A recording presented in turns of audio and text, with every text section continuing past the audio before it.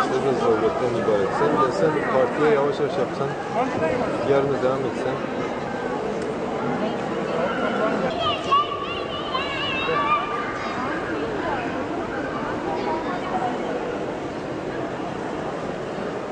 Hiç yakışmayan durumlar var. Evet. Görüyorum, ben de görüyorum ama yapacak bir şey yok. Şimdikiler de girsinler de nasıl girerlerse girsinler diyorlar. Yani ziyaret bir etsinler diyorlar ama yanlış. Yanlış. Bilmiyorum neler söyleyeyim. Ben de sizin gibi dikkat ettim ona. Ancak sadece turizm amaçlı içeriye girildi.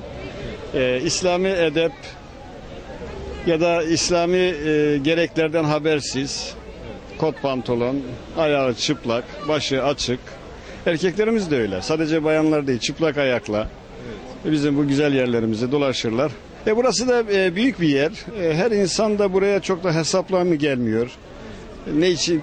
Turizm amaçlı. Yani ha bir müzeyi gezmiş, ha Ayasofya'ya gitmiş, ha da buraya gelmiş gibi böyle geziyor. Yani buralarda bir şey var, boş ver. Orada hiçbir şey yok. Buradakiler de eğitimsiz insanlar. Nereye geldiğinin şuurunda değildir. Ne yaptığının farkında değildir. Yani biraz daha gelmeden önce bir şeyleri sorsa, bir şeyleri araştırsa, bir şeyleri bilerek gelse çok daha güzel olur. Hiçbirimiz onu yapmadan geliyoruz. Maalesef gülünç duruma kalıyoruz.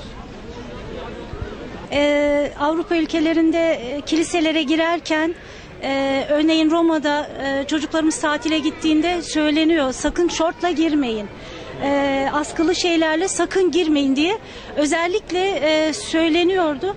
Burada da bu hassasiyetin gösterilmesi gerektiğini düşünüyorum. Bu konuda yetkililer kesinlikle bir bilinçlendirme çalışması yapması gerekir. Her şeyin altında yattığı gibi yani bir bilinçlenme olması gerekiyor. El ilanlarıyla gösterebilirler. Camilerin birkaç yerlerine dikkati çekecek afişler gösterilebilir.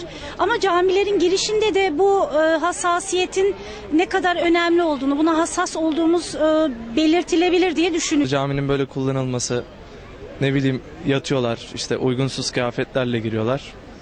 Yani bir uyarı falan olmadığı için ama dileriz ki yani insanlar artık bir şeylerin farkına varır. Yani sonuçta tarihi bir eser bu. Yani inşallah dikkat eder herkes. Yetkililerimizi duyarlılığa davet ediyorum. Tabii ki yani önemli bir yer burası, boş bir yer değil yani mabet sonuçta.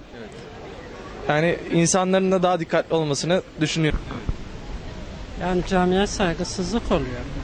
İnançlarımıza göre. Siz ne söylersiniz? Yani ben de aynı fikirdeyim. Bence de uygun kıyafetle gelinmeli. Dikkat etmiyorlar ya da yapmak istemiyorlar. Bence dini değerleri uygulamazsak bile dini değerlere saygı göstermek açısından en azından oranın kurucularına, işte ölülerine, yapıp ölenlere saygı göstermek adına örtülü olmasalar da uygun kıyafet giyinmek gerekir. Gelen bazı şeyler oldu. Burada gerekli şeyleri görevlilerin üstlenmesi lazım yani. Burada dediğiniz gibi Ulu Cami, bu camimize sahip çıkmamız lazım. Açıklığı bir şekilde önlememiz lazım. Bunu buradaki görevlilerin ilgilenmesi lazım.